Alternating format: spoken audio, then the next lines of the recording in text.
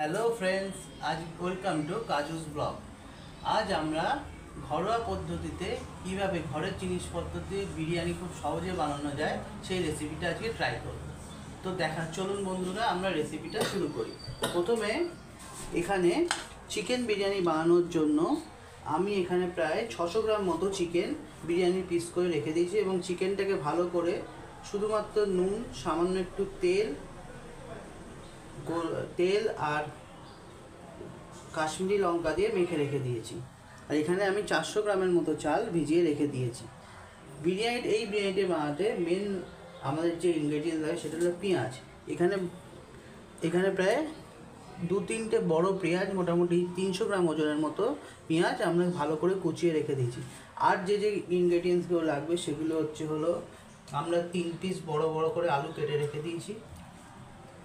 এখানে আছে আমার আমরা গোটা কাশ্মীরি লঙ্কা ইউজ করব। এখানে কাশ্মীরি লঙ্কা ভেজানো আছে। এখানে আছে আদা এবং রসুন। এখানে আছে গোটা গরম মশলা এবং তেজপাতা। এখানে আছে, এটা আপনার অপশনাল, দিতেও পারে নাও দিতে পারে, আলু বোখরা। ঠিক আছে, এখানে আমরা রেখে দিয়েছি। এখানে আমরা দুধে কেশরগুলো রেখে দিয়েছি। এগুলো আমরা পরে ইউজ করব। এখানে আমরা প্রায় 70 থেকে 80 গ্রামের মতো টক দই নিয়ে রেখে দিয়েছি। এবারে আমরা এখানে কিছুটা আমরা ঘিও রেখেছি। ঘি দিয়ে মনলি আমরা রান্নাটা করব। ঠিক আছে বন্ধুরা, তাহলে রান্নাটা আমরা শুরু করি। সামান্য সাদা তেল দিয়ে দিয়েছি এবং এই গরম তেলেই প্রায় 1 চামচ মতো দেশি ঘি আমরা দিয়ে দেবো।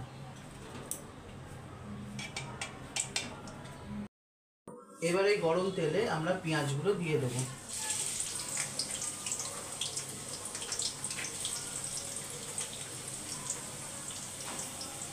পেঁয়াজটা দেওয়ার সময় গ্যাসের ফ্লেমটা সবসময় লোতে রাখবে, তারপর আস্তে আস্তে ফ্লেমটা বাড়াবে। আজকে আমার পাপা একটা আমার ফেভারিট জিনিস বানাচ্ছে, যেটার জন্য আমি খুব হ্যাপি। পেঁয়াজটা সুন্দরভাবে গোল্ডেন ব্রাউন করে ভাজা হয়ে গেছে।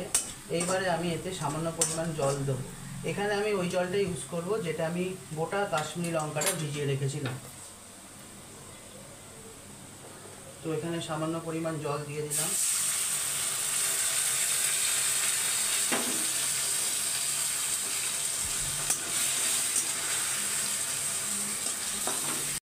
এইবারে আমি এখানে দিয়ে দেবো 1 চামচের মতো নুন,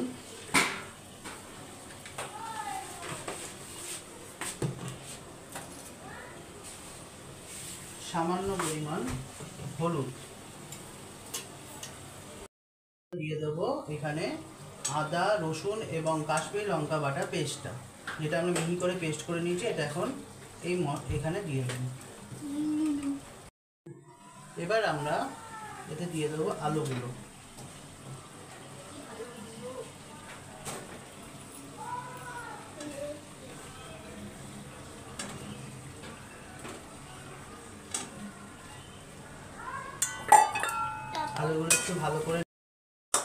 আলুগুলো একটু ভালো করে নেড়ে নেবো এবং এতে দিয়ে দেবো আর একটুখানি জল। মশলা ধোয়া বাটিটায় আমরা জল দিয়ে দেবো যাতে আলুগুলো ভালো করে সেদ্ধ হয়ে যায়। জলটা ফুটতে শুরু করে দিয়েছে। এই অবস্থায় আমরা ঢাকনা দিয়ে এটা চাপা দিয়ে রাখবো এবং আলুটা প্রায় 70 থেকে 80% হওয়া অবধি অপেক্ষা করব। আলুগুলো মোটামুটি আমাদের 70 থেকে 80 ভাগ সেদ্ধ হয়ে গেছে। এবার এক এক করে আমরা আলুগুলো তুলে নেব। আর এদিকে আমাদের ভাতের জলটাও গরম হচ্ছে। এরপরে আমরা সেই পদ্ধতিটা আপনাকে দেখাবো।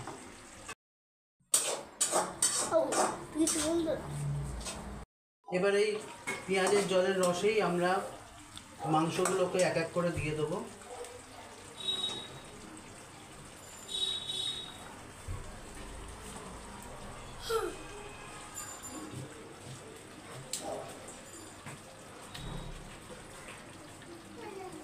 চেষ্টা করো মাংসটা এই পেঁয়াজের রসের জলেই সেদ্ধ করে নিতে।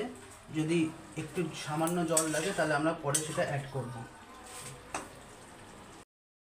এবার আমরা মাংসগুলো সেদ্ধ হওয়ার জন্য সামান্য পরিমাণ নুন উপর থেকে ছড়িয়ে দেবো।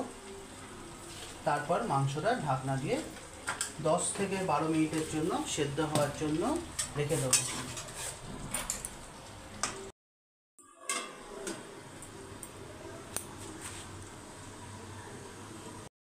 5 মিনিট পর আমরা একটু খুলে দেখে নিয়েছি মাংসটা কেমন সেদ্ধ হয়েছে এবং তলায় যাতে লেগে না যায় পেঁয়াজের রসের জলটা, সেই জন্য আমরা একবার দেখে নেব। একটু নাড়াচাড়া করে এটা একটু লো ফ্লেমে আরও কিছুক্ষণ সেদ্ধ করার জন্য আমরা রেখে দেবো।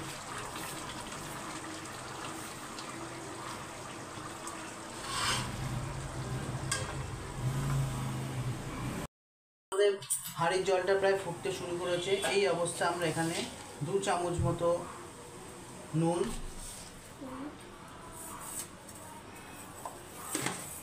গোটা গরম মশলা যেটা আমি আগে দেখালাম আপনাদের, এবং 2টো তেজপাতা এর মধ্যে দিয়ে দেবো।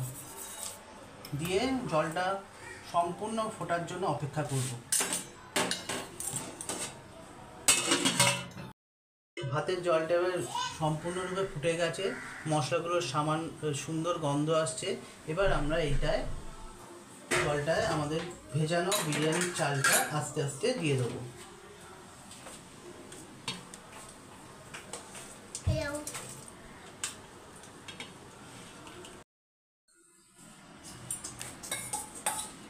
এবার আমরা চালটা একটু সামান্য পরিমাণ ঘি দিয়ে দেবো। এই ঘিটা দিলে চালটা সুন্দর গন্ধ বেরোয়। পরিমাণ ঘি,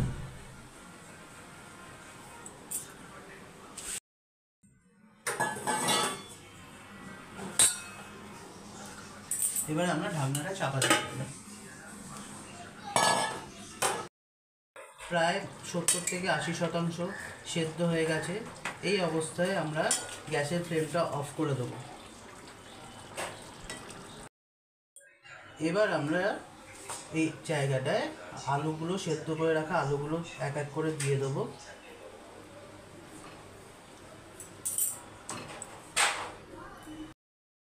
এবার দিয়ে দেবো আমরা আলু বোখরা।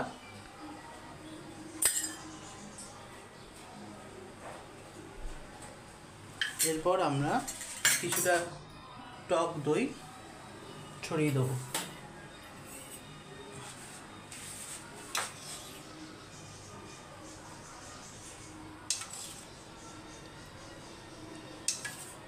এখানে আমরা 70 থেকে 80 গ্রামের মতো টক দই নিয়েছি।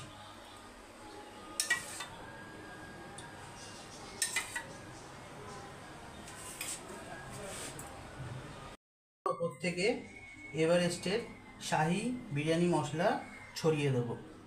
আপনারা চাইলে বাড়িতেও এই মশলাটা নিজের মতো করে বানিয়ে নিতে পারেন। আমরা এখানে এভারেস্টের শাহি বিরিয়ানি মশলাটা ইউজ করেছি। চালটা আমাদের প্রায় 70% মতো সেদ্ধ হয়ে গেছে। এই অবস্থায় গ্যাসটা বন্ধ করে আমরা রেখে দেবো এবং এরপরের প্রসেসটা আপনাদের পরে দেখানো হচ্ছে। আমাদের বিরিয়ানির চালটা সুন্দরভাবে সেদ্ধ হয়ে গেছে, খুব সুন্দর কালার আসছে, আর কত সুন্দর হয়েছে এটা আপনারা দেখলেই বুঝতে পারছেন। আমরা এবার যে কড়াইতে আমরা মাংসটা করেছিলাম, আলু দুগুলো রেখে দিতে খুব সাবধানে এটাকে আমরা আমাদের বিরিয়ানি হাঁড়িটায় ট্রান্সফার করব। এবার আমরা স্টার্ট করলাম। এখানে হালকা করে চালগুলো অল্প অল্প করে দিয়ে দেবো।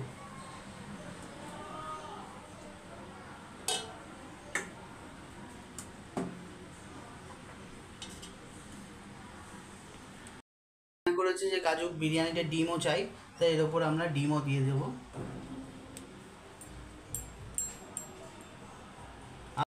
আবার আমরা লেয়ারিংটা করব।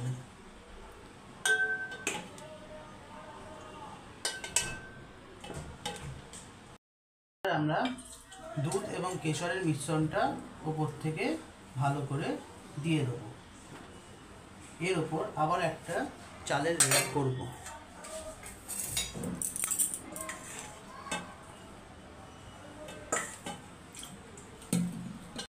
আমাদের লেয়ারিংটা কমপ্লিট হয়ে গেছে। এবার উপর থেকে আবার একটু সামান্য পরিমাণ শাহি বিরিয়ানি মশলা ছড়িয়ে দেবো।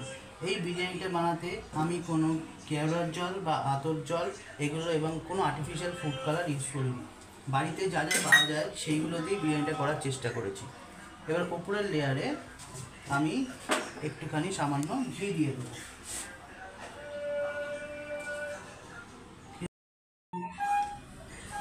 উপরে আমি ঘি ছড়িয়ে দিচ্ছি।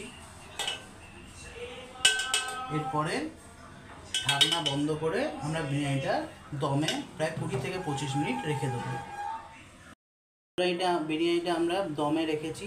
প্রথমে হাই ফ্লেমে প্রায় 10 থেকে 15 মিনিট রাখবো, তারপরে লো ফ্লেমে 10 মিনিট রেখে আমরা বিরিয়ানিটা ফ্লেমটা বন্ধ করে রেখে দেবো। তারপরে আপনাদের জানাবো বিরিয়ানিটা কেমন হয়েছে। ফ্রেন্ডস, আমাদের বিরিয়ানিটা কমপ্লিট হয়ে গেছে। এবারে আমরা দম থেকে নামিয়ে হাঁড়িটা খুলে দেখবো যে বিরিয়ানিটা কেমন হয়েছে। এই আমাদের বিরিয়ানি রেডি। দেখুন বন্ধুরা কেমন হয়েছে আমাদের বিরিয়ানিটা। এবার কাজু খেয়ে বলবে বিরিয়ানিটা টেস্ট কেমন হয়েছে। সো ফ্রেন্ড, ফাইনালি আমাদের বিরিয়ানি রেডি হয়ে গেছে। দেখুন বিরিয়ানিটা দেখতে কি সুন্দর হয়েছে, আশা করি খেতেও খুব ভালো হবে।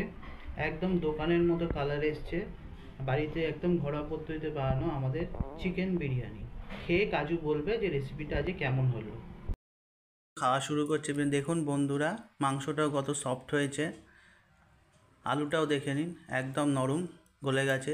এর কাজু এবার খেয়ে বলো কেমন হয়েছে। দোকানের মতো হয়েছে না ভালো হয়েছে? দেখো কেমন হয়েছে, খেয়ে বলো।